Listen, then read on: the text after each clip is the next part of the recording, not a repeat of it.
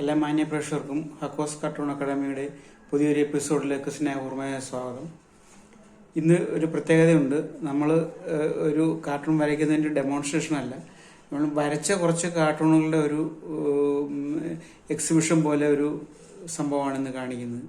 അതായത് നമുക്കറിയാം, നമ്മുടെ സർക്കാരിൻ്റെ മുൻഗണനാക്രമം എന്താണെന്ന് നമുക്കിപ്പോൾ കുറച്ച് നാളായിട്ട് നമ്മൾ അറിഞ്ഞുകൊണ്ടിരിക്കുന്നു. എന്തെല്ലാം പാവപ്പെട്ടവന് യാതൊരു ബന്ധവുമില്ലാത്ത കാര്യങ്ങൾക്ക് വേണ്ടിയിട്ട് കോടിക്കണക്കിന് രൂപ ദൂർത്തടിക്കുന്ന സർക്കാർ, പക്ഷേ പാവങ്ങളുടെ ഈ അറ്റ്ലീസ്റ്റ് പെൻഷൻ്റെ കാര്യം പോലും ശ്രദ്ധിക്കുന്നില്ല. ഇപ്പം ഈ നിർമ്മാണ തൊഴിലാളികളുടെ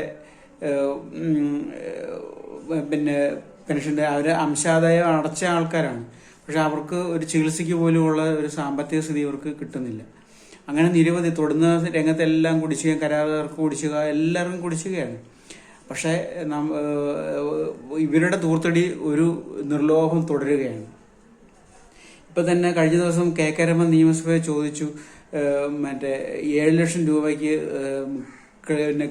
ക്ലിഫ് ഹൗസിൽ കർട്ടനിട്ട ഒരു കാര്യം. 7 ലക്ഷം രൂപയ്ക്കൊക്കെ കർട്ടൻ ഇടാനായിട്ട് സ്വർണം കൊണ്ടുള്ള കർട്ടനാണെന്നാണ് കെ രമ ചോദിച്ചത്. അതുപോലെ ഈ പാവപ്പെട്ടവന്റെ സർക്കാർ എന്ന് പറയുന്ന, അതായത് അധ്വാനിക്കുന്ന തൊഴിലാളി വർഗത്തിന്റെ സർക്കാരാണ് ഈ കണ്ട തൂർത്തു മുഴുവൻ ചെയ്യുന്നത്.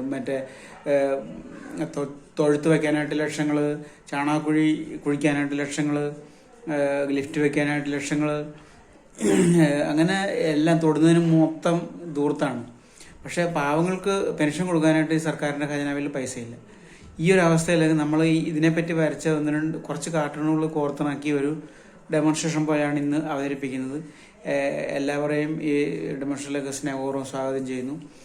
ഇഷ്ടമായെങ്കിൽ ലൈക്ക് ചെയ്യണം, ഷെയർ ചെയ്യണം, കമൻറ്റ് ചെയ്യണം. സബ്സ്ക്രൈബ് ചെയ്യാത്തവരുണ്ടെങ്കിൽ സബ്സ്ക്രൈബ് ചെയ്യണം. നമുക്ക് ഡെമോൺസ്ട്രേഷനിലോട്ട് കിടക്കാം.